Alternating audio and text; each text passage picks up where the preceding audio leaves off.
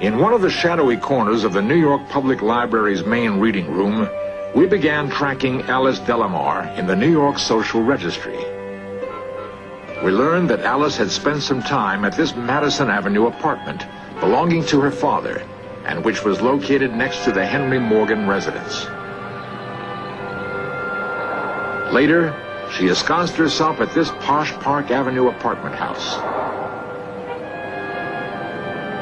At other times, she chose to live in West Palm Beach.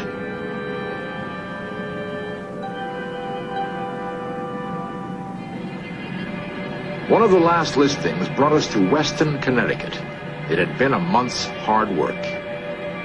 We found her estate, and then came the greatest disappointment of all. In her declining years, Alice Delamar decided to protect her privacy by retreating inside this plant-shrouded estate. She refused to be interviewed on camera, and we respected her wishes. She did, however, provide us with some intriguing information about her father, Captain Delamar. A man named Decker approached him sometime between 1888 and 1904, possibly in Colorado. He asked for a $500 loan. Delamar, it is reported, was a tough, canny businessman who had come to the New World and literally made a fortune in various financial dealings and mining interests. Delamar demanded collateral, and Decker offered stock certificate 390, which Delamar accepted.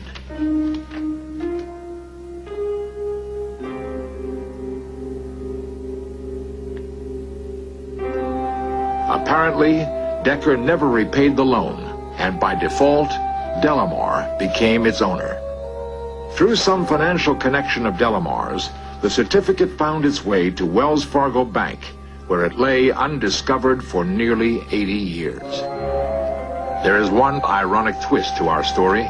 Some probate attorneys believe that if Decker's heirs could be found, and if they repaid the $500 loan plus interest, they may be able to claim the certificate.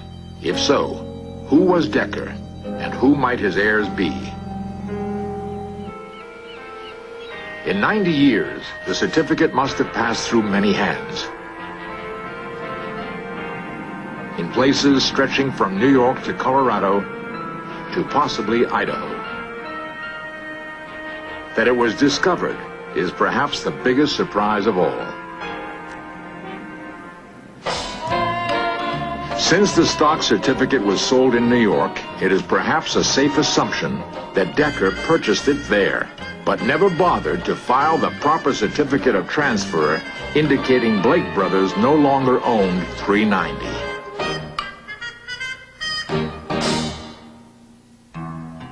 Meanwhile, the opening up of the lands west of the Mississippi had begun a whole new age in American culture. It was a time in a young country's history when a man, any man, if he was smart and lucky enough, could make his fortune. Gold had been discovered in 1848. The migration west became a violent, surging river of men intent upon making their fortunes. Decker could have been like any one of these men. Perhaps young, green, but ready to take a chance on striking it big.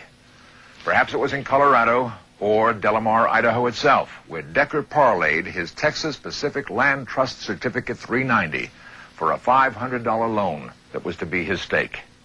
Was it? We don't know. We are sure that in San Francisco lies 3.2 million unclaimed dollars. Any one of the 59 Deckers of New York or the 160 Deckers of Idaho or Colorado might be able to claim the fortune of a lifetime.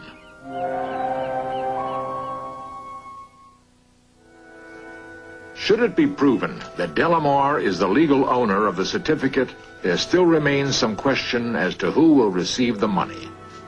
He had provided in his will that if Alice dies childless, her money, plus any other monies associated with his estate, be given to 3 medical schools for dietary research.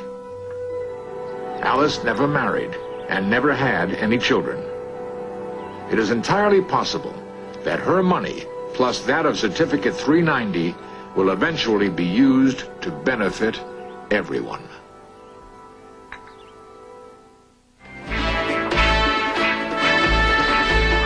Coming up next, In Search Of continues with an investigation into the highly charged issues of American MIAs. Then 20th Century with Mike Wallace chronicles the triumph of Apollo 11 and the tragedy of the Challenger.